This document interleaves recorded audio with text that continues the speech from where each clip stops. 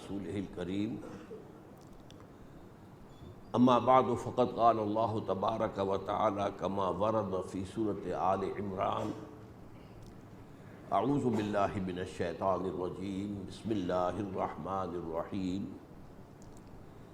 اذ قال اللہ تعالی یا عیسی ابن مریم وَإِذْ قَالَ اللَّهُ يَا عِيسَىٰ إِنِّي مُتَوَفِّيكَ وَرَافِعُكَ إِلَيَّ وَمُطَهِّرُكَ مِنَ الَّذِينَ كَفَرُوا وَجَاعِلُ الَّذِينَ اتَّبَعُوكَ فَوْقَ الَّذِينَ كَفَرُوا إِلَىٰ يَوْمِ الْقِيَامَةِ وقال عز وجل كما ورد في سورة النساء وقولهم إنا قتلنا المسيح عيسى ابن مريم وما قتلوه وما صلبوه ولكن شبه لهم وإن الذين اختلفوا فيه لفي شك منه ما لهم به من علم إلا اتباع الظن وما قتلوه يقينا وقال عز وجل كما ورد في سورة المائدة وكنت عليهم شهيدا ما دمت فيهم فلما توفيتني كنت أنت الرقيب عليهم وأنت على كل شيء شهيد وقال عز وجل كما ورد في سورة الزمر الله يتوفى الأنفس حين موتها والتي لم تمت في منامها فيمسك التي قضى عليها الموت ويرسل الأخرى إلى أجل مسمى صدق الله العظيم رب اشرح لي صدري ويسر لي امري واحلل عقدة من لساني يفقهوا قولي اللهم ربنا الهمنا رشدنا واعذنا من شرور انفسنا اللهم ارنا الحق حقا وارزقنا اتباعه وارنا الباطل باطلا وارزقنا اجتنابه آمین یا رب العالمین۔ آپ کے علم میں ہے کہ آج میں وفات مسیح کے موضوع پر گفتگو کروں گا۔ اس کے پس منظر کے ضمن میں چند باتیں آپ کو بتانا چاہتا ہوں۔ نمبر ایک تو یہ کہ جتنے بھی فتنے اٹھے ہیں امت میں اور جو اب بھی اٹھ رہے ہیں وہ سلسلہ ختم ہونے والا تو نہیں ہے۔ ثلاثون دجالون کذابون چلتا رہے گا قیامت تک۔ تو ان میں ایک مشترک بات یہ ہوتی ہے کہ وہ کسی ایسے مسئلے کو جس پر کہ موجودۃ الوقت حالات جو ہوتے ہیں ان کے مطابق فضا سازگار ہوتی ہے اور اس کا کوئی جذباتی پہلو بھی ہوتا ہے، لیکن جو امت کے اجماع کے خلاف ہوتا ہے اس پر ڈیرا لگاتے ہیں، اس پر گفتگو کرتے ہیں، اس کو لوگوں کے منوا لیتے ہیں۔ اس کا نتیجہ کیا ہوتا ہے کہ چونکہ وہ چیز مجمع علیہ ہوتی ہے، امت کا اجماع ہے 1400 برس سے، اب اگر اس شے کو انہوں نے غلط ثابت کر دیا اپنے زوم میں اور عام لوگوں سے کہ جو صاحب علم نہیں ہے، کہ جو نہیں سمجھ سکتے بات کو، اس سے منوا لیا، اس کا مطلب ہے کہ اب اس شخص کے معتقد ہو گئے اور اسلاف سے منحرف ہو گئے کہ یہ تو بے وقوف سے سب لوگ، یہ سارے ہمارے علماء، یہ سارے محدثین، یہ سارے مفسرین، یہ سب بے وقوف تھے، یہ بات بھی نہیں کر سکے۔ یہ ہے وہ شخص، یہ مجدد وقت ہے جس نے یہ بات کہی۔ اس کی ایک مثال یہ ہے وفات مسیح کا معاملہ۔ اس کی ایک مثال میں آپ کو دیتا ہوں، دوسرا فطرہ، وہ بھی غلام احمد کے نام سے شروع ہوا، غلام احمد پرویز۔ وہ یتیم پوتے کی وراثت کا یہ مسئلہ لے کر کھڑا ہو گیا۔ جیسے یہ غلام احمد قادیانی وفات مسیح کا کیسے ہو سکتا ہے کہ ہمارے نبی جو ہے وہ تو فوت ہو کر زیر زمین دفن ہو گئے اور یہ عیسیٰ جو ہے یہ آسمان پر اٹھا لیے، کیسے ممکن ہے؟ اب ظاہر بات ہے عام آدمی جو ہے مسلمان جس کی حضور سے محبت ہے، حضور کی دل میں تعظیم ہے، عظمت ہے، عقیدت ہے، وہ اس جال میں پھنس جائے گا۔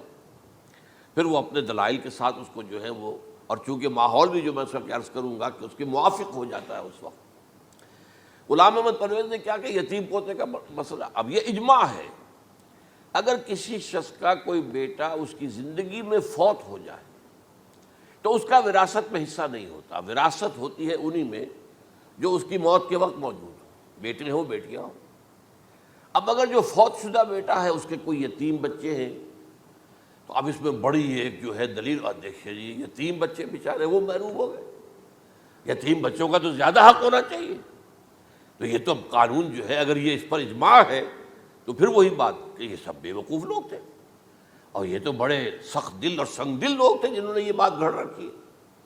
یہ میں نے آپ کو دو مثالیں دے دی۔ اب ظاہر بات ہے کہ جو اسلام کا قانون میراث ہے، قانون وراثت ہے، اس کے کچھ بنیادیں ہیں، اس کے کچھ اصول ہیں، ان اصولوں پر وہ کھڑا ہے اور اس کے مطابق جو ایک فیصلہ ہے وہ ہے۔ تو بہرحال یہ میں نے آپ کو مثال دی ہے کہ کسی ایسے مسئلے کو لے کر اس پر ڈیرا لگا لینا، مورچہ بنا لینا، اس سے اپنی عقیدت پیدا کر لینا، اسلاف سے برگشتہ کر دینا کہ یہ کوئی لوگ سمجھدار نہیں تھے، یہ بے وقوف لوگ تھے، جاہل لوگ تھے۔ اچھا، اب اسی پس منظر میں سمجھیے کہ 19ویں صدی کے اواخر میں کیا صورتحال ہندوستان میں ہو گئی تھی۔ انگریز آ گیا تھا اور 1857 کے بعد اس کی براہ راست حکومت قائم ہو گئی تھی۔ اس سے پہلے 1757 سے 1857 تک جو بھی حکومت تھی، ایک تو پورے ہندوستان پر نہیں تھی، لیکن یہ کہ جو بھی تھی وہ ایسٹ انڈیا کمپنی کی تھی، تاج برطانیہ کی نہیں تھی۔ 1857 کے بعد حکومت قائم ہو گئی۔ اب ظاہر بات ہے کہ جب انگریزوں نے فتح کیا ہمیں تو ہم پر رعب طاری ہوا کہ نہیں۔ پھر جو زندہ قومیں ہوتی ہیں ان میں کچھ اچھے اوصاف ہوتے ہیں، ان کے اندر فرض شناسی ہے، ان میں دیانت داری ہے۔ انگریز ڈپٹی کمشنر تھا، 9 بجے کا وقت ہے تو ٹھیک 9 بجے دفتر میں موجود ہوگا۔ ہمارے لوگ جو آ رہے ہیں لیٹ آرام سے، لیکن یہ ہے کہ ان کی یہ چیزیں جو ہوتی تھی، پھر بات اگر کی ہے تو اس کو پورا کیا ہے، تو اس حوالے سے ان کا رعب ہوتا ہے۔ اسی طور پر اس زمانے میں ایک صورت یہ پیدا ہو گئی کہ نیوٹن کی فزکس آ گئی، اب معلوم ہوا کہ یہ تو گویا کہ آسمان کی وحی سے بھی زیادہ معتبر ہے۔ سائنس سے جو بات ثابت ہو جائے بس وہ حق ہے، اور جو ثابت نہ ہو سکے وہ ایسے ہی ہیں، وہ تو گویا کہ اوہام ہیں، ان کی کوئی حیثیت نہیں۔ اب اس زمن میں کیا ہوا، اس وقت جو ہے سر سید احمد خان ایک شخصیت ابھری۔ انہوں نے جب دیکھا کہ اسلام کی بہت سی چیزیں جو ہیں وہ سائنٹیفک جو انداز فکر ہے اس میں فٹ نہیں بیٹھتی۔ یہ فرشتے کس بلا کا نام ہے، سائنس تو نہیں بتاتی ہمیں، لہذا انہوں نے کہا فرشتہ کوئی نہیں ہے، یہ فورسز آف دی نیچر کو فرشتہ کہہ دیا گیا۔ یہ جن کیا بلا ہوتے، کوئی جن ون نہیں ہے، وہ تو سائنس کی اس میں تو نہیں آتے، دکھائی نہیں دیتے، کوئی جن نہیں۔ یہ تو جو مشتعل مزاج کے لوگ ہوتے ہیں انسان، ان کو جن کہہ دیا گیا کہ وہ آگ سے پیدا ہوئے ہیں۔ جیسے ہم کہہ دیتے ہیں فلاں شخص غصے میں آگ بگولا ہو گیا، تو آگ تھوڑی ہو جاتا، یہ تو استعارہ ہے۔ اس طرح یہ جو معجزات ہیں یہ کوئی شے نہیں، ان کی بھی فزیکل توجیحات۔ یہ حضرت موسیٰ جب پار ہوئے اپنی قوم کو لے کر سمندر کے، تو یہ کوئی معجزہ نہیں تھا، یہ کوئی حضرت موسیٰ کی ضرب کی وجہ سے پھٹا نہیں تھا سمندر، بلکہ وہ تو مد و جزر کا معاملہ تھا۔ جس وقت سمندر اترا ہوا تھا، جزر میں تھا، تو موسیٰ اپنی قوم کو لے کر گزر گئے۔ جب فرعون آیا اپنے لشکر کے ساتھ تو سمندر مد پر آ گیا، چڑھایا، لہذا وہ ہلاک ہوئے۔ تو معجزات کا انکار، ان تمام کے اندر ایسی فضا پیدا ہو گئی تھی کہ جو عقلی اور سائنٹیفک، عقلی سے آگے بڑھ کر، ایک تو عقلی ہوتا منطقی، ایک ہے عقلی سائنٹیفک، کہ اس کے حوالے سے جو چیز اسلام کی فٹ نہیں بیٹھی، جیسے کہ آپ کہتے ہیں round peg in a square hole اور square peg in a round hole. اب اسکوئر پیگ ہے، راؤنڈ ہول ہے، تو آپ کو اس کے کونے تراشنے پڑیں گے تب وہ اس ہول میں جائے گا، لہذا انہوں نے وہ کونے تراشے۔ اسی کے طرز پر پھر چلے ہیں جو آپ کو معلوم ہے علامہ مشرقی، انہوں نے بھی جب شروع کیا اپنا دھندا تو ان کے پہلے کتابچے کیا تھے، مولوی کا غلط مذہب نمبر 1، مولوی کا غلط مذہب نمبر 2، مولوی کا غلط مذہب نمبر 3، چھوٹے چھوٹے کتابچے شائع کر رہے ہیں، مولویوں سے علماء سے برگشتہ کر دیا۔ اب معلوم ہوا کہ یہ شخص ہے مجدد وقت، یہ مولویوں کے پاس تو کچھ نہیں ہے۔ اسی کا معاملہ پھر وہ انکار حدیث کی شکل میں آیا، جن میں کہ ایک بڑی شخصیت جو ہے وہ غلام احمد کی، غلام احمد پرویز، کیونکہ اللہ تعالیٰ نے اسے صلاحیت دی تھی، اچھا انشا پرداز تھا، لکھنا اچھا آتا تھا، بولتا بھی اچھا تھا، تو ظاہر بات ہے فتنہ وہی شخص پیدا کر سکتا ہے جو باصلاحیت ہو۔ جس میں کوئی صلاحیت نہیں وہ کیا فتنہ پیدا کرے گا، وہ نہ دنیا میں کوئی ترقی کرے گا، نہ دین میں کرے گا، نہ فتنہ انگیزی کر سکے گا۔ وہ تو جیسا بھی ہے معاملہ عام معمول جو ہے لوگوں کا، جیسی بھیڑ چال چل رہی ویسے چل جائے گا۔ تو اس فضا میں اصل میں غلام احمد پرویز نے جو ڈیرا لگایا وہ وفات مسیح پر تھا۔ یہ سب غلط ہے، یہ کہ مسیح زندہ آسمان پر اٹھا لیے گئے، کیسے ممکن ہے؟ ممکن ہے یہ کوئی الہونی بات ہے؟ سائنس اس کو مان سکتی ہے؟ وہ تو اصل میں ٹھیک ہے، ان کا کہنا کیا ہے کہ مسیح کو سولی تو چڑھایا گیا تھا لیکن وہ اس پر مرا نہیں، فوت نہیں ہوا، موت واقع نہیں ہوئی۔ پھر جب اس کو اتار لیا گیا تو وہ زخمی تھا، مجروح تھا، لیکن تھا زندہ۔ پھر اس کو غار میں رکھ دیا گیا۔ پھر اس کے جو معتقدین تھے انہوں نے اس کی مرہم پٹی کی، اس کا علاج کیا، پھر وہ ٹھیک ٹھاک ہو کر پھر وہ وہاں سے چلا گیا، وہاں چھوڑ گیا اپنے اس شہر کو، یروشلم کو، اور اس ملک کو، فلسطین کو، اور پھر وہ آ گیا کشمیر میں، اور کشمیر میں وہ فوت ہوا۔ اس کی قبر موجود ہے، کسی قبر کی کوئی پرانی بوسیدہ قبر کا نام لے لیا، فلاں قبر جو ہے وہ عیسیٰ ابن مریم کی ہے۔ یہ ہے سارا معاملہ۔ اب ظاہر بات ہے کہ چونکہ ایک انسان کا زندہ آسمان پر اٹھایا جانا، وہ جو سائنسی ذہن ہے وہ اس کو نہیں مانے گا، چاہے قرآن مجید کے اندر تو خرق عادت اور بھی بہت سے ہیں۔ آخر اصحاب کہف 300 برس تک سوتے نہیں رہے، یہ کوئی سائنس کے حساب کتاب سے صحیح ہے؟ یا یہ ہے کہ حضرت عزیر علیہ السلام 100 برس تک مردہ رہے پھر زندہ کر دیے گئے، ان کا گدھا بھی زندہ کر دیا گیا جیسا کہ سورہ بقرہ میں آیا، لیکن ان کا کھانا جو ہے وہ صحیح رہا، اس کو غصہ نہیں، اس میں کوئی بدبو نہیں آئی۔ تو واقعات ہوتے ہیں ایسے، اللہ تعالیٰ جو چاہے کرے، خرق عادت ٹھیک ہے۔ فطری قانون جو بھی ہے، جو لاز آف دی نیچر اللہ نے بنائے ہیں اور اس کے مطابق ہی دنیا چل رہی ہے، لیکن اللہ تعالیٰ کے ہاتھ ٹوٹ نہیں گئے، بند نہیں ہو گئے، اختیار ختم نہیں ہو گیا۔ میں کیا کروں؟ میں تو قانون بنا بیٹھا، اب تو میں کچھ نہیں کر سکتا۔ میں تو قانون بنا چکا ہوں کہ آگ جلاتی ہے، اب اگر ابراہیم کو آگ میں ڈال دیا تو میں تو نہیں بچا سکتا، اس لیے کہ قانون ہے، وہ میرا بنایا ہوا قانون۔ لیکن ہم یہ سمجھتے ہیں، ہمارا ایمان ہے اللہ تعالیٰ جو ہے وہ قادر مطلق ہے، وہ جب چاہے اپنے ہی بنائے ہوئے کسی قانون کو توڑے۔ اسی کو کہتے ہیں خرق عادت۔ خرق کے معنی ہوتا ہے پھاڑ دینا، توڑ دینا۔ جیسے کہ وہ سورہ کہف میں لفظ آتا ہے کہ وہ حضرت موسیٰ کو جن کے پاس بھیجا گیا تھا، بزرگ کے پاس، انہوں نے اس کشتی کا جس میں وہ سوار تھے اس کا ایک تختہ پھاڑ دیا، توڑ دیا، خرقہ۔ تو خرق عادت، عادت سے مراد کیا؟ عام عادی قانون، laws, physical laws, chemical laws, جو بھی دنیا میں چل رہا ہے، بایولوجیکل لاز، ان کو جب چاہے اللہ توڑے اور اپنی خصوصی مشیت کا اس کے اندر اظہار کر دے۔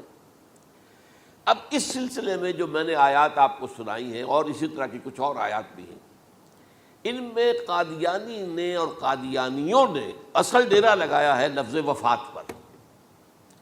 اصل میں یہ لفظ کیا ہے؟ جو لوگ عربی زبان سے واقف نہیں، ان کو بڑی آسانی، وفات وفات وفات، یہ تو آ گیا، توفیتو، توفیتا، متوفی کا، اے موسیٰ میں تمہیں وفات دے دوں گا، اے اللہ جب تو نے مجھے وفات دے دی، تو وفات تو قرآن میں ہے۔ پھر اس کے ہوتے ہوئے یہ مفسرین کو کیا ہو گیا؟ ان کا دماغ خراب ہو گیا تھا۔ یہ تمام محدثین جو ہیں اتنی عقل بھی نہیں تھی ان میں۔ تو یہ وہ بات جو میں پہلے بیان کر چکا ہوں۔ اب میں آپ کو بتاتا ہوں اصل میں عربی زبان کا قاعدہ۔ عربی زبان کے اندر ایک سے حرفی روٹ ہوتا ہے، اس سے الفاظ بنتے چلے جاتے۔ مختلف کھانوں میں پانی ہے، پانی کو آپ نے گلاس میں ڈال دیا، کوئی اور شیپ ہو گئی، کپ میں ڈالا کوئی اور شیپ ہو گئی، اور تشت میں ڈالا کوئی اور شیپ ہو گئی، شیپ تو بدل جائے گی، ہے تو وہی کا وہی پانی۔ تو اسی طریقے سے مثلاً میں مثال دے رہا ہوں آپ کو، علم یعلم، علم، کسی شے کو جان لیا، عالم یعلم، اعلاماً، کسی کو کچھ بتا دیا، علم خود جان لیا، اور عالم یعلم اعلاماً، کسی کو کچھ بتا دینا، علم یعلم تعلیماً، کسی کو کوئی بات بڑی اچھی طرح ذہن نشین کرانا، بار بار دہرانا، سمجھا دینا، یہ تعلیم ہو گئی۔ تعلم یتعلم تعلماً، خود علم حاصل کرنا۔ اب علم یعلم سے عالم بنا، اور علم یعلم سے معلم بنا، اور تعلم یتعلم سے خود علم حاصل کرنا، اس سے متعلم بنا، متعلم جو کہ علم حاصل کر رہا ہے۔ اسی طرح استعلام، علم حاصل کرنا، کسی چیز کے بارے میں جسے ہندی میں کہتے جانکاری حاصل کر لینا، اویئرنیس حاصل کر لینا۔ اب وہی لفظ ہے علم، اب کہیں آپ اس کے مادے کو دکھا کر اور اس کے معنی میں الٹ پھیر کریں گے تو جو شخص عربی زبان سے واقف نہیں وہ تو نہیں جانے گا اس کو۔ اسی طرح کی مثال ہے وفا، وفا یفی، وقا یقی، وفا یفی، اوفا یوفی ایفاءً، وفا یوفی توفیتاً، توفا یتوفا تعفن، اور استیفاء، یہ اسی طریقے سے میں نے مثال آپ کو دے دی۔ وفا یفی کے مادے سے اس مصدر سے کوئی لفظ قرآن میں نہیں آیا، لیکن اردو میں آپ کو معلوم ہے نا بڑا پیارا مصرع ہے، وہ وعدہ ہی کیا جو وفا ہو گیا۔ بھئی وعدہ وفا کرو، وعدہ پورا کرو، اس کے معنی ہے پورا کر دینا، کسی کو کوئی چیز پوری دے دینا۔ اور اس کے بعد اوفا یوفی، اس کے معنی بھی وہی ہے، بھرپور۔ اس سے بنے گا اوفو بعہدی اوف بعہدکم، یہ جو سورہ بقرہ کے 5ویں رکوع میں آیا ہے، یہودیوں تم میرے عہد کو پورا کرو تو میں تمہارے عہد کو پورا کروں گا، تم میرے عہد کو پورا کرو۔ میں نے تم سے عہد لیا تھا کہ جو رسول نبی امی آئیں گے، نبی رسول امی، اس کو تمہیں ماننا ہے، اس کا ساتھ دینا ہے۔ اوفو بعہدی، اب اس عہد کو پورا کرو۔ اوف بعہدکم، تو میں تمہارے ساتھ برکات خیرات جیسی پہلے رہی ابھی باقی رکھوں گا۔ وفا یوفی، پورے اہتمام سے پورا کر دینا، کسی کو دے دینا چیز پورے اہتمام کے ساتھ، جیسے علمہ یعلم، پورے اہتمام کے ساتھ درجہ بدرجہ ایک بات ذہن نشین کرنا۔ یوفی، اس کا جیسے وَإِبْرَاهِيمَ الَّذِي وَفَّى، ذرا اس ابراہیم کا تذکرہ کرو جس نے سارے تقاضے جو اللہ کے تھے پورے کر دیے، بھرپور۔ جو امتحان آیا اس میں وہ ثابت قدم نکلے۔ توفا یا توفا، یہ آیا کسی شے کو پورا پورا لے لینا۔ اب ایک ہے پورا پورا دے دینا، ایک ہے پورا پورا لے لینا، ایک ہے کسی کو علم دینا، علم یعلم تعلیما، کسی کو پورا دینا، وفا یوفی توفیتاً، کسی سے علم حاصل کرنا، تعلم یتعلم تعلما، کسی سے پورا پورا لے لینا ہے، توفا یتوفی، اور اسی طرح استیفاء، کسی سے پورا لے لینا۔ یہ لفظ آیا ہے ویل للمطففین الذین اذا اکتالوا علی الناس یستوفون واذا کالوہم ووزنوہم یخسرون۔ ہلاکت و بربادی ہے ان ڈنڈی مارنے والوں کے لیے جو جب تول کر لیتے ہیں تو پورا لیتے ہیں، اور جب دیتے ہیں تو اس میں کمی کر دیتے ہیں، ڈنڈی مار جاتے ہیں۔ الا یظن اولئک انہم مبعوثون، کیا انہیں یاد نہیں رہا ہے کہ یہ دوبارہ اٹھائے جائیں گے، اللہ کے سامنے کھڑے ہوں گے، حساب ہوگا پورا پورا پیسے پیسے کا۔ تو یہ میں نے آپ کو اس گردان سے بتا دیا کہ ایک ہی لفظ جو ہے وہ کتنے معنی دے رہا ہے۔ مادہ ایک ہے، وفا یوفی پورا کر دینا، اوفا یوفی پورا کر دینا، لیکن توفا یتوفی پورا لے لینا، استیفاء پورا لینا، اذا اکتالوا علی الناس یستوفون واذا کالوہم ووزنوہم یخسرون۔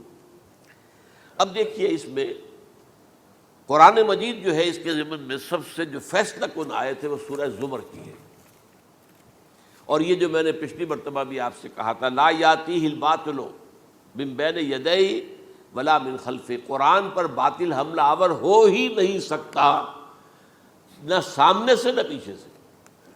اب دیکھیے یہ ساری آیتیں جن میں حضرت مسیح کا ذکر ہے اور وفات کا لفظ جو ہے مختلف صورتوں میں استعمال ہوا ہے، اس میں سورہ زمر جو کہ مکی صورت ہے اس میں ہے وہ کانٹے دار آیت جس سے مسئلہ حل ہوتا ہے۔ وہ کیا ہے؟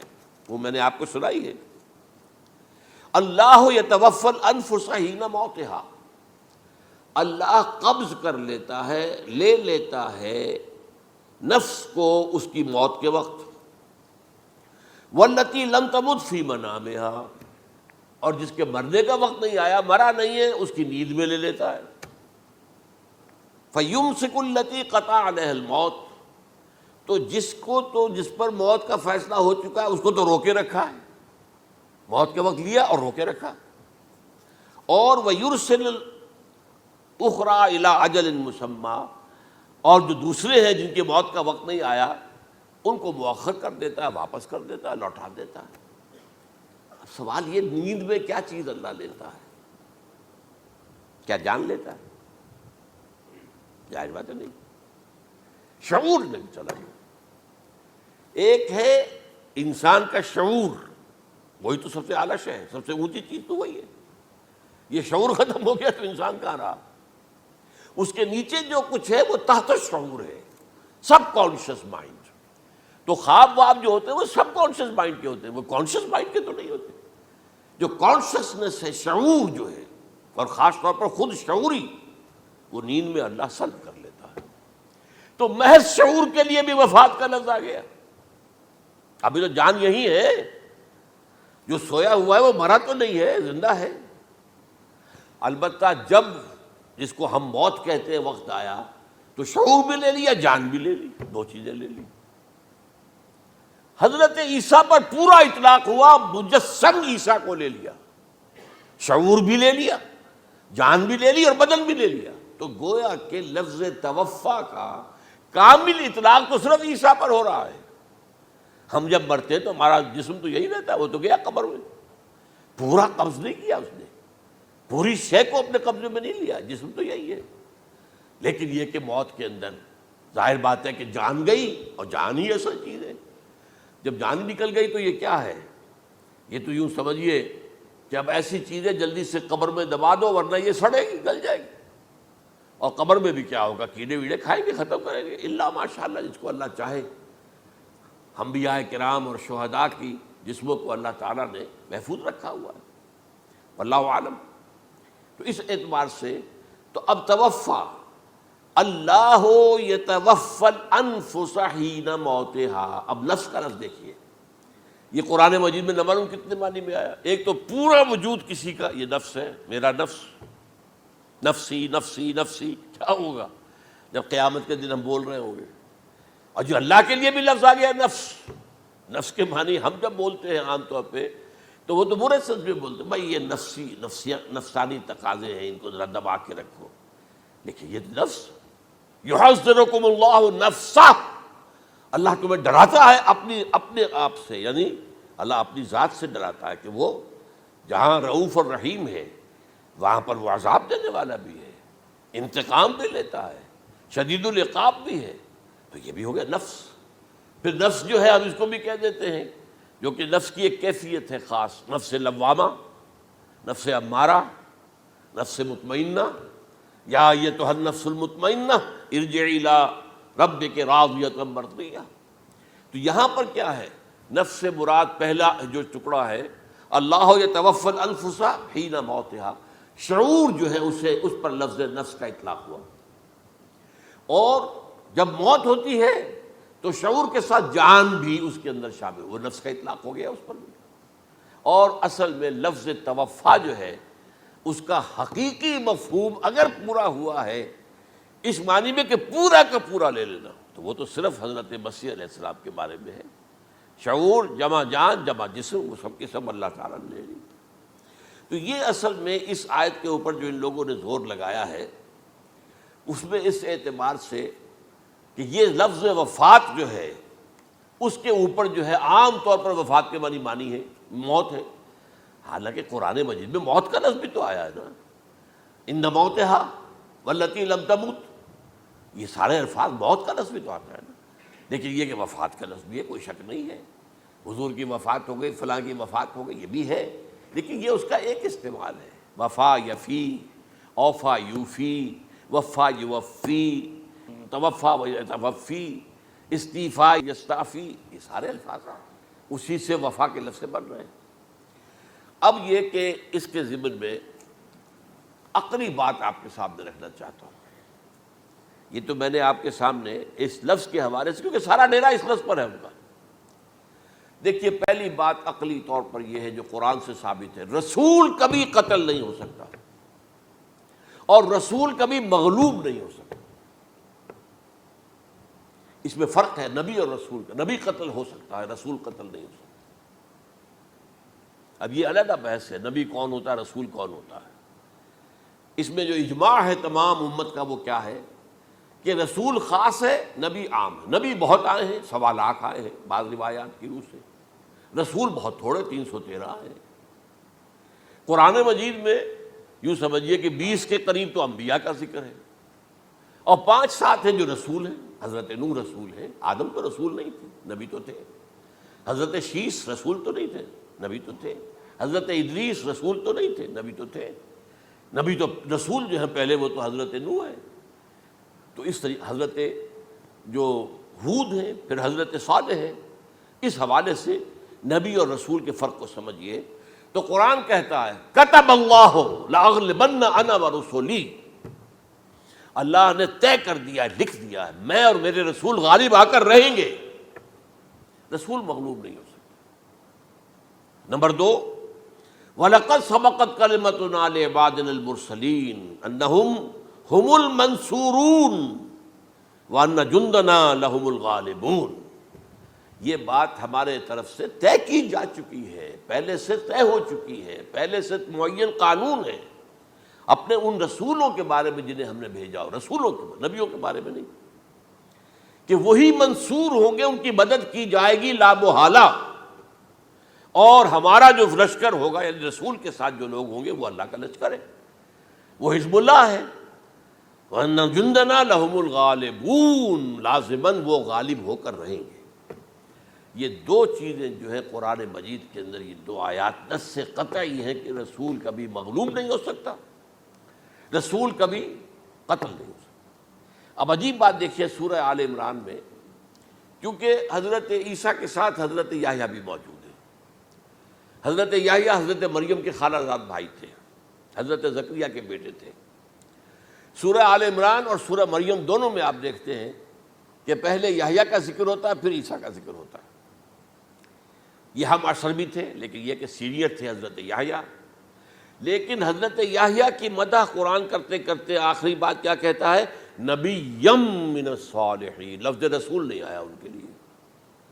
اور وہیں سائملٹینیس کنٹراسٹ ہے سورہ آل عمران میں حضرت عیسیٰ کے لیے، وہ سارے ان کی مدح رسولاً الی بنی اسرائیل، وہ رسول تھے اور وہ نبی تھے۔ نبی قتل ہو گئے، ایک آبرو باختہ لڑکی کی فرمائش پر قتل کر دیا۔ ایک ڈانسر، اس پر بادشاہ اس وقت جو تھا، وہ بادشاہ کیا تھا؟ وہ ایسے بادشاہ ہوتے تھے اس زمانے میں جیسے ہمارے ہاں بھاولپور کے جو ہے نواب ہے، بادشاہ تو انگریز تھا، حکومت تو اس کی تھی، لیکن ایک اٹانومی سی دے رکھی تھی۔ راجے جو ہیں، راجہ صاحب ہیں، مہاراجہ ہیں، یہ راجے مہاراجے اور نواب جو ہوتے تھے یہ ایک اٹانومی تھی۔ باقی یہ کہ اصل میں تو بادشاہ جو ہے تو انگریز کی تھی۔ تو اسی طرح کی ایک اٹانومی جو ہے، حکومت وہاں اس وقت تھی اصل میں رومیوں کی، اس کا گورنر وہاں موجود تھا پائلیٹس پونٹس، لیکن یہ کہ انہوں نے یہودیوں کو ایک مذہبی اٹانومی دے رکھی تھی۔ چنانچہ ہیڈرن ان کا ادارہ تھا، دارالقضاء، جہاں چوٹی کے ان کے فقہاء اور لیڈر جو تھے، ربائی، وہ بیٹھتے تھے اور فیصلے کرتے تھے۔ کسی مذہبی معاملے میں جو فیصلہ وہ کر دیتے تھے، یہ ان میں معاہدہ تھا، وہ فیصلہ جو ہے وہ پھر ایگزیکیوٹ کیا جائے گا، وہ فیصلہ آخری ہوگا ان کا۔ وہ خود تو سزا نہیں دے سکتے، سزا تو گورنر دے گا، لیکن یہ کہ اگر ہیڈرن جو ہے ان کا جو وہ ہے ادارہ ٹاپ کا، وہ اگر سزا دے دے، سلا دے، تو گورنر کو وہ سزا دینی پڑے گی۔ یہ ان کا طے تھا معاملہ۔ تو اس نے حضرت مسیح علیہ السلام کو مرتد قرار دیا، جو ہیڈرن ان کا سب سے اونچا ادارہ تھا۔ اس اعتبار سے ان کو جو ہے، لیکن جیسا کہ میں بتا رہا تھا کہ حضرت عیسیٰ رسول تھے، وہ قتل نہیں ہو سکتے تھے، مغلوب نہیں ہو سکتے تھے، لیکن حضرت یحییٰ نبی تھے، ان کو وہی جو اس وقت کا جو یہودیوں میں سے جو بادشاہ تھا نام کا، جو ہیروڈ اینٹیپاس، یوں سمجھیے کہ اس نے کچھ بہت حرام کاری کی ہوئی تھی، شاید اپنے بھائی کی کسی بیوہ کو، وہ مجھے ایگزیکٹلی یاد نہیں ہے، بغیر اس کے کہ وہ عدت مدت پوری ہو پھر نکاح ہو، اسے اپنے گھر میں ڈالا ہوا تھا، اور اس کی جو لڑکی تھی اس کے اوپر بھی عشق آ گیا تھا، آپ کو دل آ گیا تھا، شادی بھی کرنا چاہتا تھا اس سے، اور اس کا ڈانس تھا، اس پر کہا مانگو کیا مانگتی ہو۔ تو اس نے کہا، اس لیے کہ حضرت یحییٰ جو ہے تنقید کرتے تھے بہت کہ یہ تم کیا حرام کام کر رہے ہو، تم نے جس طریقے سے جس عورت کو گھر میں ڈالا ہوا ہے تم گناہ کر رہے ہو، تم شریعت کے خلاف کام کر رہے ہو۔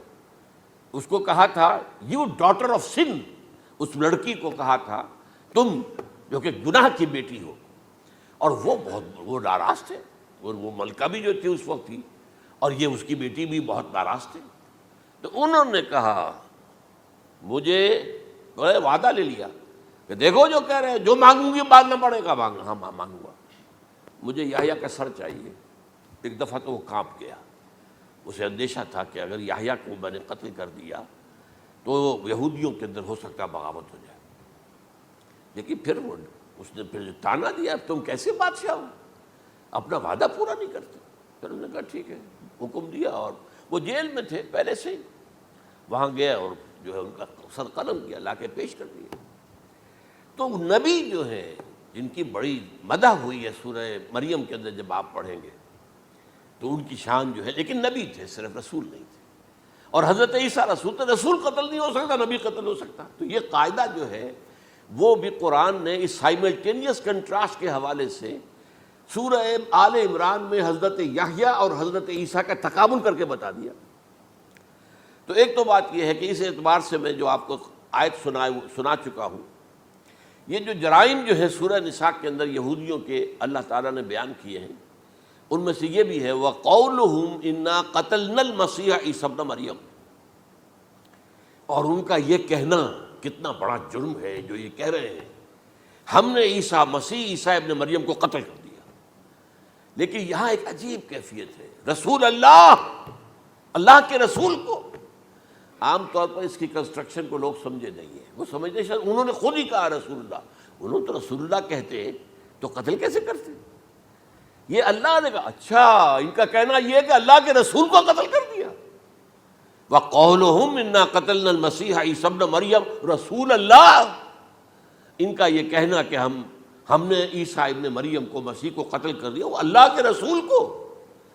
وَمَا قَتَلُوهُ وَمَا صَلَبُوهُ, انہوں نے نہ اسے قتل کیا نہ سولی پہ چڑھایا, وَلَٰكِن شُبِّهَ لَهُمْ, بس مشابہت پیدا کر دی گئی ان کے لیے, شبہ میں ڈال دیا گیا ان کو. وَإِنَّ الَّذِينَ اخْتَلَفُوا فِيهِ لَفِي شَكٍّ مِّنْهُ, اور جو لوگ اختلاف کر رہے ہیں ان کے بارے میں وہ بس شکوک میں مبتلا ہیں. مَا لَهُم بِهِ مِنْ عِلْمٍ, ان کے پاس کوئی علم نہیں ہے. إِلَّا اتِّبَاعَ الظَّنِّ, صرف گمان کی پیروی کر رہے ہیں. وَمَا قَتَلُوهُ يَقِينًا, اور ہرگز قتل نہیں کیا. یہ کلیئر سورہ نساء کی آیت نمبر 157 ہے. اب یہاں ایک سوال پیدا ہوتا ہے, پھر کون قتل ہوا؟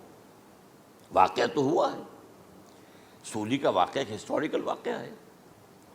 پھر کون صلیب پہ چڑھا؟ حضرت عیسیٰ تو صلیب پر نہیں چڑھ سکتے, اس لیے کہ صلیب کی موت کو سمجھا جاتا تھا بہت ذلت کی موت ہے, بہت حقارت کی موت ہے, بہت ملعون موت ہے. تو جب عیسیٰ مغلوب نہیں ہو سکتے تو صلیب پہ کیسے چڑھا دیے جائیں گے؟ قتل ہونا تو بعد میں ہوگا نا, پہلے تو آپ صلیب پر لٹکائیں گے اس کو نا, تب وہ جب مرے گا تو کہیں گے قتل بھی ہو گیا, ہم نے قتل کر دیا. صلیب کیا ہوتی تھی یہ معلوم ہے آپ کو؟ ایک لمبی لکڑی, ایک جو ہے ٹرانسفرس آ جائے گی اس کے اوپر, اور اس میں سے یہ ہے کہ اس کے دونوں, ایک شخص کے جو ہے دونوں ہاتھ وہ نیل کر دیے جاتے تھے. یہ جو اوپر جو ہے کراس کا جو نشان ہے وہ کیلیں ٹھوک کر لگا دیے گئے, اور پاؤں دونوں جو ہے وہ پیروں کے اندر کیلیں ٹھوک کر وہ اس لمبی لکڑی کے ساتھ جو نیچے سے آ رہی ہے اس میں لگا دیے. اب وہ بلیڈنگ ہو رہی ہے, اس کا جو حال ہے پتلا ہو رہا ہے, اس کا رفتہ رفتہ سسک کر مرتا ہے نا, اس لیے اسے کہتے ہیں بڑی ملعون موت ہے. ایک ہے آپ نے پھانسی دی کسی کو, ایک جھولا جھولتا ہے وہ گیا, ختم ہو گیا. آج کل تو کیا ہوتا ہے, کرسی پہ بٹھایا, ذرا کرنٹ چھوڑا اور گئے صاحب, کو ٹیکا لگایا پتہ ہی نہیں چلا, اور پیٹ ٹیکے کے ساتھ آدمی مر گیا. تو یہ بھی ہوتا ہے. لیکن یہ کہ بدترین موت جو ہے صلیب کی موت ہے. تو یہ واقعہ تو ہوا ہے صلیب کا, لیکن یہ کہ کون مرا؟ اب دیکھیے عیسائیوں کا کہنا کیا ہے. عیسیٰ صلیب پر چڑھے, وہاں فوت ہو گئے, مر گئے, پھر انہیں نکالا گیا, ایک قبر میں رکھ دیا گیا. لیکن قبر وہ جو تھی اس طرح نہیں تھی زمین میں کھدی ہوئی, بلکہ ایک پہاڑ کے اندر ایک چھوٹا سا کھو تھا, غار سی, وہاں رکھ دیا گیا. لیکن وہاں سے وہ زندہ ہو گئے. اگلے دن جب لوگ آئے تو دیکھا وہ قبر تو خالی ہے, عیسیٰ کہاں گئے؟ وہ زندہ ہو کر آسمان پر اٹھا دیے گئے, اور آسمان پر جانے سے پہلے وہ اپنے حواریین سے ملے بھی تھے, کہا میں زندہ ہوں. یہ ہے ان کا عقیدہ. اور اس کے بعد یہ بھی عقیدہ ہے کہ دوبارہ آئیں گے، قیامت کے قریب آئیں گے، یہ بھی عقیدہ ہے۔ ہمارا عقیدہ کیا ہے؟ نہ سولی پر چڑھے نہ قتل ہوئے، بلکہ اللہ نے انہیں اٹھا لیا، بل رفعہ اللہ الیہ، اللہ تعالیٰ نے انہیں اٹھا لیا۔ جیسے کہ آتا قرآن میں، یا عیسیٰ انی متوفیک ورافعک الیہ، اے عیسیٰ میں تمہیں قبض کر لوں گا، قبضے میں اپنے لے لوں گا اور اپنی طرف اٹھا لوں گا، رافعک الیہ، یہ قرآن مجید کا قول ہے۔ البتہ یہ ہمارا بھی عقیدہ ہے کہ وہ دوبارہ آئیں گے، وَإِنَّهُ لَعِلْمٌ لِلسَّاعَةِ، وہ قیامت کی ایک عظیم ترین نشانی ہوں گے کہ جب وہ آئیں گے، اور اس کے بعد جو ہے یا جو اینٹی کرائسٹ ہوگا کہ جو کہ جھوٹا عیسیٰ ہوگا، جھوٹا دعویٰ کرے گا، جسے کہ مسیح الدجال کہا گیا، اس کے ساتھ مقابلہ ہوگا، اسے قتل کریں گے، اور تمام یہودی اس کے بعد قتل ہو جائیں گے، جو بھی اس وقت تک کفر پر قائم رہیں گے۔ اگر ان میں سے کوئی اس وقت حضرت عیسیٰ پر ایمان لے آئے تو وہ شاید بچ جائے۔ بہرحال یہ ہے یہود، ان کا جو ہے قادیانیوں کا وہ عقیدہ کیا ہے؟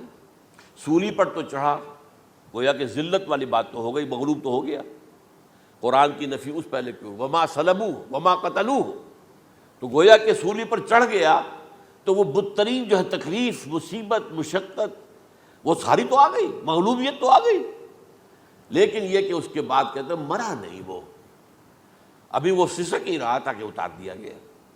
اس کے بعد اس کے جو شاگرد تھے، حواری تھے، انہوں نے مرہم پٹیاں کی، پھر وہ ٹھیک ہو کر چلا گیا کہیں اور، ہجرت کر گیا اپنی قوم سے جو ان کے خیال میں کشمیر ہے، اور یہاں آ کر وہ طبی موت مر گیا۔ بات اللہ ختم ہوا معاملہ۔ ہم کیا کہیں؟ ہم تو صرف یہ کہتے رہے ہیں، 1300 برس تک ہم نے یہ کہا ہے کہ ہمارا ایمان ہے قرآن پر کہ ان پر نہ صلیب دیے گئے نہ قتل ہوئے، انہیں اٹھا لیا۔ کب اٹھایا یہ ہمیں معلوم نہیں تھا، کس مرحلے پر اٹھایا یہ ہمیں معلوم نہیں تھا، پھر سولی پر کون چڑھا یہ ہمیں معلوم نہیں تھا، لہذا کسی تفسیر میں آپ کو نہیں ملے گا، کہیں نہیں، نہ قرآن میں ہے، نہ حدیث میں ہے، نہ کسی تفسیر میں۔ یہ تو پچھلی صدی کے دوران جو پوپ کی لائبریری ویٹیکان میں، اس سے ایک نسخہ برآمد ہوا، انجیل برنباس۔ اب یہ بھی آپ کو معلوم ہونا چاہیے کہ انجیلیں 104 تھیں، جن میں سے 4 جو ہے سلیکٹ کی گئی ہیں، 100 انجیلیں اور ہیں جنہیں وہ اپوکریفل کہتے ہیں، غیر مستند انجیلیں، اپوکریفل، اور یہ ہے کینونیکل، قانونی، یہ ہے کہ جو مستند ہیں 4، لیکن جو 100 اور ہیں ان میں سے ایک یہ بھی ہے برنباس، اور برنباس کے بارے میں عیسائی مانتے ہیں کہ وہ بھی حضرت عیسیٰ علیہ السلام کے حوارین میں سے ایک تھے۔ وہ انجیل نکل آئی، اب وہ چھپ بھی گئی ہے۔ کراچی میں ایک ادارہ ہے، خاص طور پر باوانی جو سیٹھ ہیں ان کا بنایا ہوا ادارہ ہے، تو وہی چھاپتے بھی ہیں۔ ایک زمانے میں تو کافی تقسیم بھی کر رہے تھے، اب مجھے معلوم نہیں۔ اس نے سارا قصہ بیان کیا۔ قصہ کیا ہے؟ بہت دلچسپ قصہ ہے، پوری تفصیل سے۔ ایک شخص جو کہ حضرت مسیح کے حواریین میں شامل ہو گیا، وہ تھا جیوڈاس اسکیریوٹ۔ یہ شخص اصل میں تھا ایک زیر زمین تنظیم وہاں چل رہی تھی، زیلوٹس، انڈر گراؤنڈ موومنٹ، تاکہ ہم رومنوں کی حکومت یہاں سے ختم کریں اور اپنی پوری حکومت اور آزادی حاصل کریں۔ ان میں سے یہ بھی تھا، ان کا سرغنہ تھا برابس، برابا ڈاکو سے کہا جاتا ہے، برابس۔ ظاہر بات ہے کہ قانون شکن تھا تو ڈاکو ہی تھا۔ اچھا، ان میں سے یہ شخص جو ہے، اس نے جیوڈاس نے حضرت عیسیٰ کے معجزے دیکھے بہت، اور اتنا یقین ہو گیا اسے کہ یہ شخص جو ہے عیسیٰ، یہ ایک مرتبہ اگر رومیوں پر لعنت بھیج دے، کرس کر دے، تو رومی ختم ہو جائے۔ لیکن ان سے کئی دفعہ جو ہے پھیر ڈال کر، ہیر پھیر کے ساتھ کوشش کی گئی کہ رومیوں کے خلاف وہ کوئی جو ہے وہ لعنت ملامت کر دے، وہ نہیں کرتے تھے۔ یہ ایک علیحدہ بات ہے، کیوں نہیں کرتے تھے، یہ اس وقت میرا موضوع نہیں ہے۔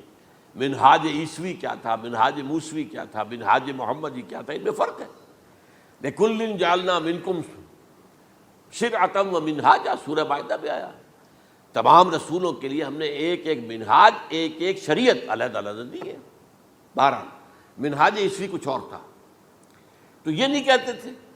اب اس نے کیا کیا کہ وہ اپنے ڈاکو سرغنے سے اجازت لے کر ان کے حواریین میں شامل ہو گیا، اعتماد حاصل کیا، اور بار بار کوشش کی کہ یہ بد دعا دے دیں، رومیوں کو نہیں دی۔ اب اس نے سوچا کہ انہیں اگر ذاتی طور پر تکلیف پہنچے گی تو زبان سے کلمہ نکل ہی جائے گا نا کوئی لعنت کا. اس نے پکڑوایا حضرت عیسیٰ کو، کیونکہ جب یہ فیصلہ ہو گیا تھا ان کے قتل کا، ہیڈرن جو ہے ادارہ وہ دے چکا تھا، اس کا فتویٰ تھا یہ واجب القتل ہے، یہ مرتد ہے، لہٰذا اس کو قتل کر دیا جائے. اور یہ فیصلہ جو ہے وہ رومی گورنر تک پہنچایا جا چکا تھا. رومی گورنر یہ یہاں تک کہا، یہ سینٹ جو متی کی انجیل ہے اس میں موجود ہے، بھائی ہمارے پاس تو اس کا کوئی جرم نہیں ہے، ہمارے ہاں کوئی ایسی بات اس کی نہیں ہے جس سے کہ ہم اسے واجب القتل قرار دیں. ان کا نہیں، ہمارا حکم ہے، ہمارا فیصلہ تمہارا طے ہے، چاہے مذہبی معاملے میں کوئی فیصلہ ہمارا ہوگا تو تمہیں جو ایگزیکیوٹ کرنا ہوگا. بہرحال اس وقت حضرت مسیح روپوش ہو گئے گرفتاری سے بچنے کے لیے. ایک باغ میں تھے وہ، وہاں پر رات کے وقت انہوں نے اپنے حواریین کے ساتھ لاسٹ سپر کہتے ہیں اس کو، لاسٹ سپر کھانا کھایا، آخری کھانا تھا. اور اس کے بعد اس میں فرمایا آج کی رات تم میں سے ایک میرے خلاف غداری کرے گا. یہ کہہ کر حضرت مسیح تو ایک کوٹھڑی میں چلے گئے جو ہوتی ہے باغ کے اندر، کوئی کھرپے ورپے جو ہے، کوئی وہاں پہ کسیاں رکھی ہوئی، تو اس میں خود جا کر عبادت میں مصروف ہو گئے. اپنے حواریین سے کہا کہ تم بھی عبادت کرو. وہ حواریین سو گئے. اب یہ اسکریوٹ جو ہے یہ اٹھا، یہ گیا رومیوں سے جا کر کہا میں پہنچا دیتا ہوں عیسیٰ تک، پکڑوا دیتا ہوں، آؤ میرے ساتھ. 30 ان کے آدمی آئے. اس سے کہا باغ کے باہر کھڑے رہو تم، میں اندر جاؤں گا، تھوڑی دیر کے بعد تم آنا، جسے میں کہوں اے میرے استاد، پکڑ لینا اسی کو. یعنی رومنز کو معلوم نہیں تھا کہ یہ کون ہے عیسیٰ، لیکن یہ کہ یہ تو یہودیوں کو معلوم تھا نا سب کچھ. ہوا کیا کہ وہ جب اندر آیا ہے اور کوٹھڑی میں داخل ہوا، اسی وقت اس کی شکل بدل دی گئی حضرت مسیح کی. شبہ لہم، مشابہت پیدا کر دی گئی، شبیہ بدل دی گئی، اور چھت پھٹی، 4 فرشتے اترے اور حضرت مسیح کو لے کر آسمان پر چلے گئے. تو باہر آیا وہ، تو جیسے ہی وہ یہ باہر آیا وہ باقی ہماری جان گئے، اے ہمارے استاد. اسی وقت جو ہے وہ رومی داخل ہو گئے تو پکڑ لیا. تو اصل میں گرفتار ہوا ہے برنباس کی انجیل کے مطابق یوڈاس اسکریوٹ، وہ سولی چڑھا ہے.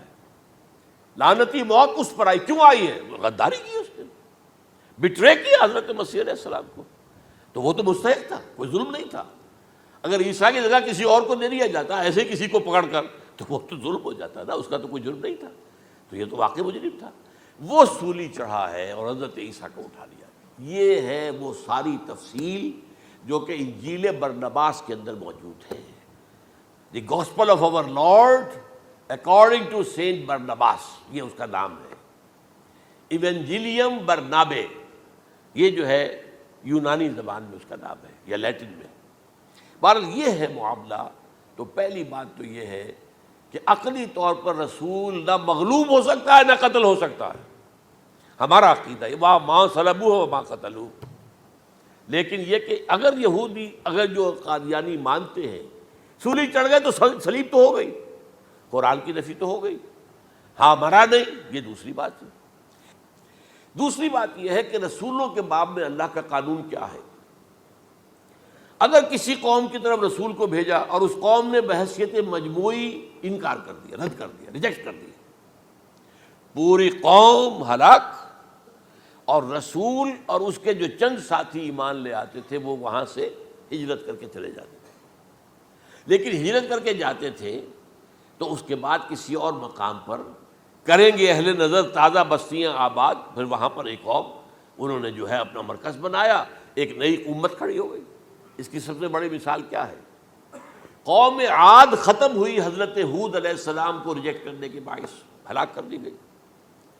حضرت ہود علیہ السلام اپنے ساتھیوں کو لے کر، یہ قوم عاد تھی عرب کا جزیرہ نما عرب کے جنوبی علاقے کے اندر، جو اب صحرا ہے، بہت بدترین صحرا ہے، الربع الخالی جسے کہتے ہیں، خالی ہے. وہاں کوئی زندگی کے آثار ہے ہی نہیں، نہ کوئی پتیاں ہیں، نہ کوئی گھاس ہے، نہ کوئی انسان ہے، نہ کوئی حیوان، کچھ نہیں.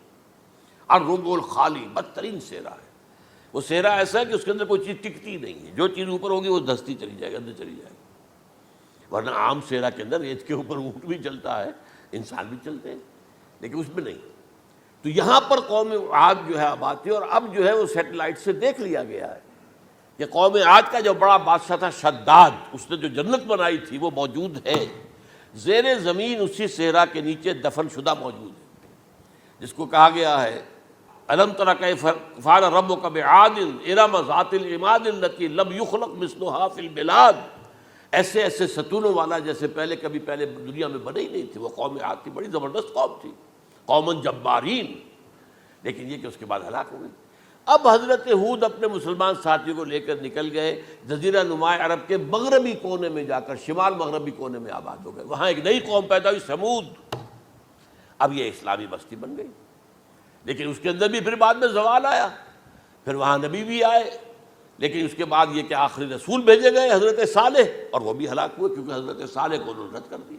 تو یہ میں نے مثال دی ہے آپ کو کہ رسول جو ہے وہ وہاں سے اگر ہجرت کرتا ہے تو ہجرت کر کے وہ یہ نہیں جان بچا کے جا کے گمنامی میں کہیں مر گیا، وہ تو جا کر اپنے ساتھیوں کو لے کر جائے گا، اور جا کر جو ہے وہاں پر جو ہے ایک نئی جگہ پر آباد ہوگا، ایک نئی تہذیب ابھرے گی۔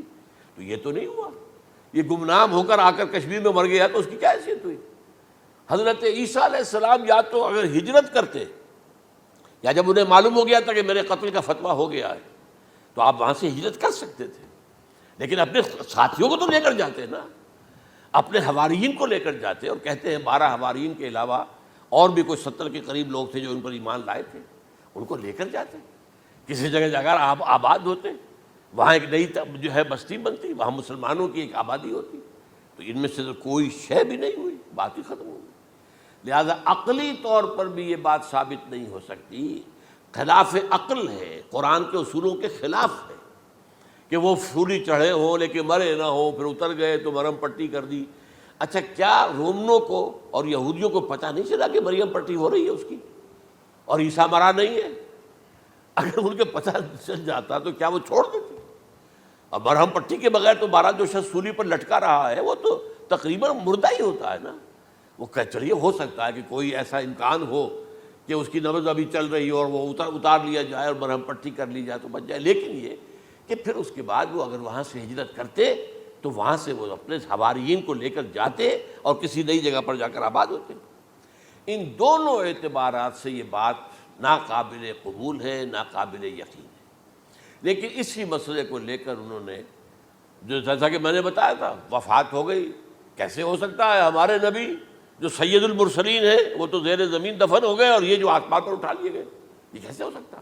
بس اس کے اوپر عام لوگ جو ہیں وہ متاثر ہوئے، اور خاص طور پر وہ سائنٹیفک مائنڈ جو بن گیا تھا، تو چونکہ سائنس کے اس خاکے کے اندر وہ بات فٹ نہیں بیٹھتی، لہٰذا ان لوگوں نے اس کو قبول کیا۔ اب یہ کہ یہ جو واحد استثناء ہوا ہے یہ کسی اور کے ساتھ نہیں ہوا۔ ویسے حضرت مسیح کی پوری شخصیت مستثنیٰ ہے، بن باپ کے تو کوئی اور رسول پیدا ہوا ہی نہیں، نہ نبی پیدا ہوا۔ پھر وہ معجزے جو حضرت مسیح کو ملے کسی نبی کو نہیں ملے۔ حضرت صالح کو ایک ہی معجزہ ملا تھا نا ایسا کہ لوگوں نے کہا کہ تم یہ اس چٹان میں سے ابھی ایک گابن اونٹنی برآمد کر کے دکھا دو، وہ دکھا دی گئی، پھر ہلاک کر دیے گئے۔ لیکن جو اور معجزے حضرت مسیح کو دکھائے ہیں وہ بچپن میں بولے ہیں، گود میں تھے یا پگوڑے میں تھے، بولے ہیں انی عبد اللہ آتانی الکتاب و جعلنی نبیا۔ یہ بات نہ ہوتی تو حضرت مریم کے کیا حشر کرتی قوم کہ تمہاری بغیر شادی کے یہ کہاں سے لے آئی ہو تم، یہ تو ولد الزنا ہے۔ پھر تو یہ سارا معاملہ جو ہے حضرت عیسیٰ بولے ہیں وہاں پہ، خود وہ بچہ بولا ہے۔ اب اس کے بعد بولنے کی لوگوں کے اندر کیا گنجائش تھی؟ زندہ کو مردہ کر دینا، ثم بإذن اللہ، مردہ زندہ ہو گیا، اور تخلیق حیات، ایک پرندہ بنانا گارے کا، پھونک مارنا اور اڑتا ہوا پرندہ بن جائے، ایک کوڑی کے جسم پر ہاتھ پھیرنا اور کوڑ ختم، ایک مادرزاد اندھے کی آنکھوں پر ہاتھ پھیرنا اور بینائی آ گئی۔ یہ سارے معجزات مستثنیٰ شخصیت ہے۔ ان کا یہ استثناء کیوں کیا گیا، یہ بڑی تلخ بات ہے، یہ یاد کر لیجیے، کیونکہ یا تو قوم اسی وقت ہلاک کر دی جاتی جیسا کہ ہوا قوم نوح، قوم ہود، قوم عاد، قوم سمود، قوم شعیب، یہ ہوا کہ نہیں ہوا؟ اور صدوم اور عمورہ کی بستیاں جہاں حضرت لوط بھیجے گئے، اور آل فرعون جو ہلاک کیے گئے، یا تو پوری قوم ہلاک کی جاتی؟ نہیں، یہ یوں سمجھیے کہ اس پورے معاملے کو درمیان میں سے ایک وقفہ دے دیا گیا، حضرت عیسیٰ کو اٹھا لیا گیا، اور حضرت عیسیٰ دوبارہ آئیں گے. یہ کیوں کیا گیا؟ اب اس میں بڑی تلخ بات آپ سے کہہ رہا ہوں، یہ آپ کے لیے قبول کرنا آسان نہیں، حلق سے نیچے اٹھنے کی مشکل سے. اس قوم کو زندہ رکھا گیا ہے جو ملعون اور مغضوب علیہم قوم ہے. سب سورہ فاتحہ میں مفسرین لکھتے ہیں ضالین یہ نصارہ ہیں اور مغضوب علیہم یہ یہودی ہیں. اور قرآن کہتا ہے لعن الذین کفروا من اہل الکتاب علی لسان داؤد وعیسی ابن مریم، لعنت کی گئی ایک ملعون اور مغضوب قوم کے ہاتھوں. آخری امت محمد اور اس کا بھی بہترین حصہ، اس پر عذاب ان کے ہاتھوں آئے گا، اس لیے ان کو بچایا گیا. یہ میں نے کئی دفعہ واقعہ سنایا، مولانا اصلاحی صاحب بتایا کرتے تھے، کیونکہ وہ راجپوت تھے، یو پی کے راجپوت مشرقی حصے کے، کہ ہمارے ہاں کوئی نوجوان اگر کوئی بڑی گری ہوئی حرکت کرتا تھا تو اس کے سر پر چمار کے ذریعے، چمار کے ہاتھوں جوتا لگوایا جاتا تھا. اگر راجپوت کے سر پر راجپوت کا جوتا گرا تو چلو تکلیف تو ہوئی، لیکن یہ کہ راجپوت ہی کا جوتا گرا ہے نا، پڑا ہے. لیکن راجپوت کے سر پر چمار کا جوتا، جس کو آپ انگریزی میں کہتے ہیں to add insult to injury, وہ تکلیف بھی ہے جوتا کھانے کی اور انسلٹ ہے کہ ایک چمار مار رہا. یہ امت سب سے خیر امت ہے، کنتم خیر امت اخرجت للناس. اس کے لیے عذاب بھی بدترین آئے گا. اور کن پر آئے گا؟ اس امت کا جو اصل نیوکلیس ہے عرب، جس کے بارے میں حضور کی حدیث موجود ہے ویل للعرب، عرب کے لیے بہت بڑی ہلاکت. اور آج ہماری نظر میں آ رہا ہے وہ ملعون اور مغضوب علیہم قوم ان کے سینے کے اندر خنجر کی طرح بھونکی گئی ہے. اور 30 کروڑ کے قریب عرب بے حمیتی، بے غیرتی، بزدلی، کمزوری، ذلت، مسکرت کی مثال بنے ہوئے. کوئی بول سکتا ہے اس اسرائیل کے خلاف؟ کوئی بول سکتا ہے؟ 30-35 لاکھ آدمی ہے اسرائیل کے اندر یہودی، اس سے زیادہ تو امریکہ میں 50 لاکھ کے قریب، کل 1.25 کروڑ آدمی ہے یہ یہودی پوری دنیا کے اندر. لیکن دیکھیے جو چاہتا کرتا ہے. جب چاہا اس نے عراق کے ایٹمک انسٹالیشن کو تباہ کر دیا، اور سعودی عرب کی فضا میں اس کو فیول کیا ہے انہوں نے، دوبارہ ری فیولنگ جو ہوئی ہے ان کے جہازوں کی، وہ سعودی عرب کی فضا میں ہوئی. یہ صورت جو ہے عربوں کے اوپر. اور اب جو آنا ہے آرمگدان، کیونکہ پوری عیسائی دنیا یہودیوں کے قبضے میں ہے، اور یہ رومی ایک حدیث کی روح سے 80 علم لے کر حملہ آور ہوں گے تم پر. اور یہ ہوگا مڈل ایسٹ میں. آپ کو معلوم ہے پوری دنیا میں کہا جا رہا ہے 3rd ورلڈ وار جو ہونے والی ہے وہ مڈل ایسٹ میں ہوگی. اور میں ٹوائنبی کا قول آپ کو سنا چکا ہوں، 1950 کا قول ہے اس کا. یہ اس وقت تک تو سوال ہی پیدا نہیں ہوتا تھا. سارا تصادم جو ہو رہا تھا وہ ایک طرف روسی اور اس کے ساتھی تھے، روس اور اس کے ساتھی، دوسری طرف یہ مغربی یورپ اور امریکہ تھا. کوئی مسلمانوں اور عیسائیوں کی کسی جنگ کا تو کوئی امکان نظر ہی نہیں آتا تھا. لیکن ٹائنبی نے کہا ہے، جو سب سے بڑا فلاسفر آف ہسٹری ہے 20ویں صدی کا، کہ اب جو جنگ ہوگی بڑی، جو اس نیکسٹ سینچری کی، 21st سینچری کی، وہ در حقیقت کمیونزم کے درمیان اور کیپٹلزم کے درمیان نہیں ہوگی، بلکہ عیسائیوں اور مسلمانوں کے درمیان ہوگی. یہ میں اس کا حوالہ بھی پورا آپ کو دے چکا ہوں، اس نے یہ کہاں یہ بات کہی. تو یہ ہے، یہ بات جان لیجئے. اور مڈل ایسٹ میں ہوگی، گریٹر اسرائیل بنے گا.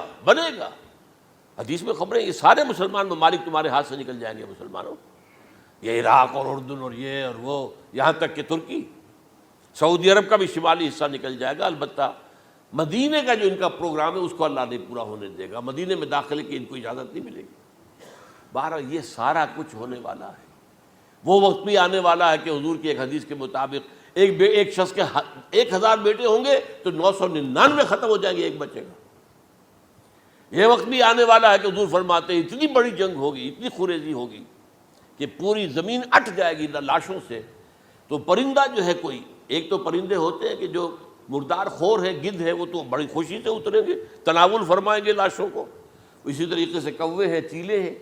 لیکن جو نفاست پسند پرندے ہیں وہ لاش کے اوپر اترنا نہیں چاہتے.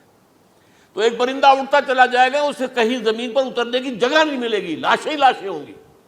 یہاں تک کہ وہ تھک ہار کر اس کے جو ہے پر جواب دے جائیں گے، گرے گا تو لاش پر گرے گا. یہ وقت آنے والا، اور یہ یہودیوں کے ہاتھوں، یا یہودیوں کے جو سپورٹرز ہیں اس وقت جو ان کے ہاتھ میں آلہ کار ہے، ان کے ہاتھ وہ آلہ ہے۔ میرے نزدیک اس کام کے لیے اس ملعون قوم کو کہ جو حضرت عیسیٰ کے زمانے سے ملعون ہو چکی ہے، اس کو باقی رکھا گیا ہے، اسے یہ موقع دیا گیا ہے۔ اس نے اسرائیل بنا لیا ہے، تقریباً 2000 سال کے بعد وہ دوبارہ آ کر آباد ہوئے اس سرزمین میں جہاں سے نکال دیے گئے تھے 70 عیسوی کے اندر۔ یہ سارا کچھ کیوں ہو رہا ہے؟ تو در حقیقت میرے نزدیک واللہ عالم حکمت خداوندی اس میں یہ ہے، انہیں روک کر رکھا گیا ہے اور حضرت عیسیٰ کو اٹھا لیا۔ پھر وہی عیسیٰ آئیں گے اور انہی کے ہاتھ میں یہ ہلاک ہوگی، سوائے اس کے چونکہ جو ایک میں نے آپ کو کئی دفعہ حوالہ دیا ہے، فلاڈلفیا ٹرمپٹ ایک رسالہ نکلتا ہے پروٹیسٹنٹ عیسائیوں کا، انہوں نے یہ لکھا ہے، اس نے لکھا ہے ایک پرچے کے اندر کہ جب حضرت مسیح آئے گی اینٹی کرائسٹ ہوگا، وہ لکھا اس نے کہ وہ یہودی ہوگا، حالانکہ وہ پرو یہودی ہے۔ وہ جتنے بھی یہ جو کرسچن زائنسٹ ہیں یہ تو یہودیوں سے بڑھ کر زائنسٹ ہیں، ان کے بڑے سپورٹرز ہیں۔ تو لیکن اس نے لکھا ہے اینٹی کرائسٹ ول بی اے جیو۔ ابھی کچھ عرصے پہلے آپ کو یاد ہوگا نوسٹریڈیمس کا بڑا چرچا ہو گیا تھا، اس کی جو ہے وہ پیشن گوئیاں اور یہ کہ ایک مسلمان ہوگا اینٹی کرائسٹ، اور صدام کے بارے میں اشارے کیے جا رہے تھے کہ وہ اینٹی کرائسٹ ہوگا وغیرہ وغیرہ۔ لیکن انہوں نے لکھا ہے کہ وہ اینٹی کرائسٹ یہودی ہوگا، اور اس نے لکھا 80% یہودی قتل ہو جائے گا۔ یہ میں نے ایک تعویل کی ہے اپنے ذہن میں کہ 20% شاید وہ ہوں جو حضرت عیسیٰ کی جو سیکنڈ کمنگ ہے آمد ثانی کے موقع پر ان پر ایمان لے آئیں اور وہ بچ جائیں۔ لیکن جو بھی حضرت عیسیٰ کا انکاری ہوگا وہ ختم کر دیا جائے گا، جیسے قوم نوح ختم ہوئی، قوم ہود ختم ہوئی، قوم عاد ختم ہوئی، قوم صالح ختم ہوئی، اسی طریقے سے۔ تو یہ قانون خداوندی پورا ہونا ہے۔ بس ایسے ہی ہے جیسے کسی کو پھانسی کا حکم تو ہو گیا ہو لیکن ابھی ایگزیکیوشن نہ ہوئی ہو، ہوتا ہے 2 سال 3 سال گزر جاتے ہیں کہ پھانسی کا حکم ہے لیکن یہ کہ اب وہ پھانسی نہیں ہو رہی ہے، وہ اپیلوں در اپیلوں معاملہ چل رہا ہے۔ یہ ہے میرے نزدیک واللہ عالم، اللہ تعالیٰ نے یہ کوڑا ان مسلمانوں کے لیے رکھا ہوا ہے کہ جن کے رتبے